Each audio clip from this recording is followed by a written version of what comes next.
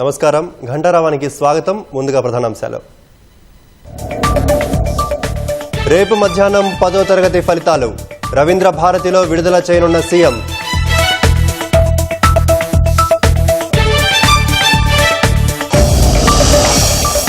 కమిషన్ల కోసమే కాళేశ్వరం ప్రాజెక్టు చేపట్టారన్న ఉత్తమ్. ఇష్టారీతిన అంచనాను పెంచుకుంటూ పోయారని మంత్రి మండిపాటు.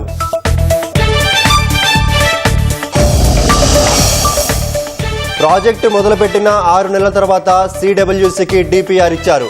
నీరు నిల్వ చేయగానే లోపాలు బయటపడ్డాయన్న మంత్రి ఉత్తమ్. మే 10వ తేదీన ప్రారంభం కానున్న మిస్ వరల్డ్ పోటీలు అసౌకర్యం లేకుండా చూడాలని అధికారులకు సీఎం ఆదేశం.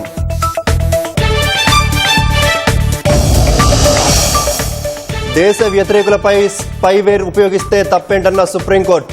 జాతి భద్రతా అంశంలో రాజీ పడకూడదని స్పష్టీకరణ.